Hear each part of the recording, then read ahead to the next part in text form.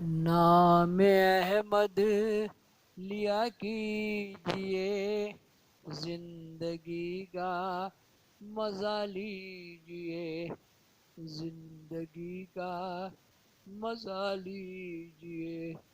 محمد محمد محمد محمد محمد ہمارے بڑی شان والے، ایک کے نور کے دوجے ٹکڑے احمد اور محمد۔ اللہ تعالیٰ نے نور محمد صلی اللہ علیہ وسلم سے کائنات کو سجایا، اور محمود غزنوی رضا نے ان تمام باتوں کو جمع کیا اور نورنامہ مرتب کر دیا۔ نورنامہ بھی میں نے اس چینل میں ڈالا ہوا ہے، ہر جمعرات کو نورنامہ پڑھنے سے بہت خیر و برکت ہے۔ اللہم صلی علی سیدنا مولانا محمد النبی الامی وآلہ وصحبہ بارک وسلم صلاۃ و سلام۔ سب چمک والے چمکوں میں چمکا کیے، اندھ شیشے میں چمکا ہمارا نبی۔ سب چمک والے چمکوں میں چمکا کیے، اندھ شیشے میں چمکا ہمارا نبی۔ یہاں سے ڈالیں گے پارٹ 168 اور یہ واقعہ مکمل ہو جائے گا سکندر ذوالقرنین کا۔ اللہم صلی علی سیدنا مولانا محمد نبی الامی والہ وصحبہ بارک وسلم صلاۃ و سلام علیہ سے۔ جب ذوالقرنین نے یہ بات سنی، تمام لشکروں کو اپنے پاس سے رخصت کر دیے، اپنے ملک ہے نا بملک چلے گئے، اور ذوالقرنین یہاں رہ گئے اور عبادت میں مشغول ہوئے۔ بعد چند روز کا انتقال کیا اور سونے کے تابوت میں وہاں مدفن ہوئے۔ نقل ہے کہ ذوالقرنین نے مرنے کے وقت اپنی ماں کو وصیت کی تھی کہ بعد موت کے میری روح کو ثواب بخشیو، دیکھیے ہے نا، اور یتیم اسیر غریب مسکین بیوہ بے کس محتاج کو کھلائیو۔ اب آپ بتائیے کہ قرآن پڑھنا اگر نہیں معلوم ہے نا تو ماں باپ کو کیسے ایصال ثواب کیجیے گا۔ انشاءاللہ آپ قرآن، ابھی تو ہم اردو کا قاعدہ پڑھا رہے ہیں، سوچا پہلے اردو پڑھا دیں، اس کے بعد انشاءاللہ ایک ایک لائن دو دو لائن کے قرآن بھی پڑھا دیں گے اپنا چینل سے۔ تو قرآن پڑھنا بہت ضروری ہے، کم سے کم 3 کلہ شریف رٹ لیجئے، یاد کر لیجئے، اور ماں باپ کے نام سے ایصال ثواب کیجئے، اور یتیموں کھانا کھلوائیے، دیکھیے ثواب بخشیو۔ اس زمانے میں ایصال ثواب ہوتا تھا، ہے نا، کہ یا اللہ جو کچھ بھی میں نے خرچ کیا، کھلایا پلایا اپنی ماں کو اپنے باپ کو بخش دیا۔ تو آپ سوچئے کہ ایصال ثواب کھانا وغیرہ کھلا کے ایصال ثواب کیا جاتا ہے۔ یتیم اسیر غریب مسکین بیوہ بے کس محتاجوں کو کھلائیو۔ جب ان کی ماں کو یہ خبر پہنچی، زار و زار ہونے لگی، ماں زندہ ہے بیٹا چلے گئے۔ اتنا بڑا کارنامہ انجام دے گئے تھے آب حیات پینے کے لیے، اب لائی حیات آئی قضا لے چلی چلے، اپنی خوشی نہ آئے نہ اپنی خوشی چلے۔ اسی لیے کون کب چلا جائے گا نہیں معلوم ہے۔ گئے تھے آب حیات پینے کے لیے اور ماں سے پہلے ہی چلے گئے۔ ماں کو وصیت کی تھی کہ بعد موت میری روح کو ثواب بخشیو۔ یتیم اسیر غریب مسکین بیوہ بے کس محتاج کو کھلائیو۔ جب ان کی ماں کو یہ خبر پہنچی، زار و زار رونے لگی اور وصیت کی، ان کی بجا لائیں۔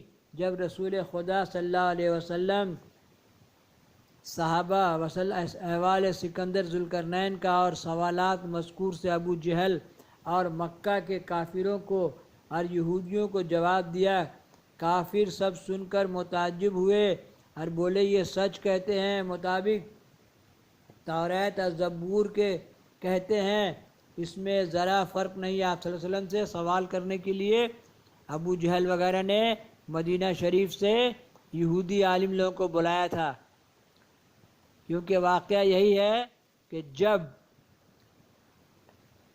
مصر میں سب بچھڑا پوجنے لگا اور جب ان پر عذاب نازل ہوا تو وہاں سے 3 گروپ بنا، ایک مصر واپس چلا گیا اور ایک تو مصر میں جب سامری بچڑا پوجنے لگا اور موسیٰ علیہ السلام طور سے واپس آئے تو وہاں سے 3 گروپ ہو گیا.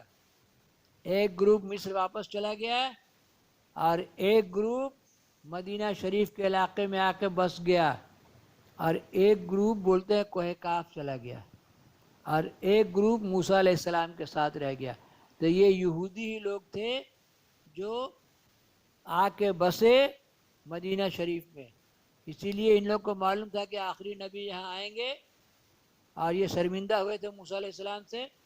تو آخری نبی یہاں آئیں گے تو انہی کے انتظار میں یہ لوگ آ گئے مدینہ. اس کو پہلے یثرب کہا جاتا تھا. وہاں وہ بہت اچھی جگہ نہیں تھی, وہاں صحت بخش جگہ نہیں تھا وہ. یہ لوگ مدینہ شریف سے بلایا تھا ابو جہل نے آپ صلی اللہ علیہ وسلم کا امتحان لینے کے لیے. تو ان لوگوں نے ذوالقرنین کے بارے میں پوچھا تو آپ صلی اللہ علیہ وسلم نے یہ تمام واقعات ان کو بتائے. ابو جہل سے حضرت نے کہا اب تم کو معلوم ہوا یا شک میں ہو کہ میں رسول سچا ہوں یا نہیں؟ اگر تم کو شک ہو تو پھر پوچھو.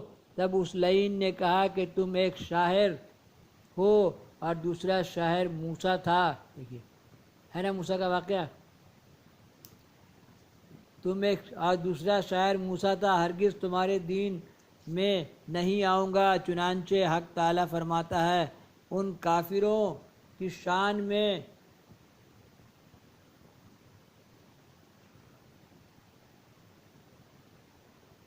پس جب پہنچی ان کو ٹھیک بات ہمارے پاس سے کہا انہوں نے کیوں نہ ملی اس کو پیغمبری جیسی ملی تھی موسیٰ کو.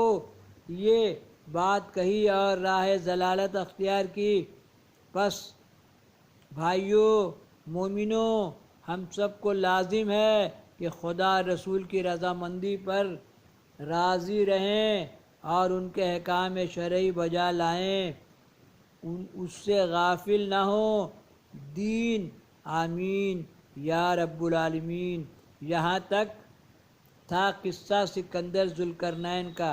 واللہ اعلم بالصواب. اللہم صلی علی سیدنا و مولانا محمد النبی الامی والہ و صحابہ بارک وسلم. یہاں سے شروع ہوگا قصہ فرعون کا.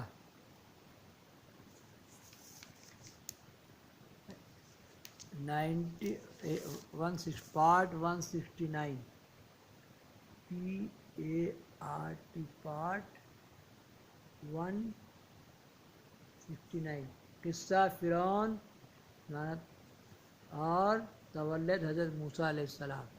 اللہم صلی علی سیدنا مولانا محمد النبی الامی والہ و صحابہ بارک وسلم. صلاۃ و سلاما علیک یا رسول اللہ صلی اللہ علیہ وسلم.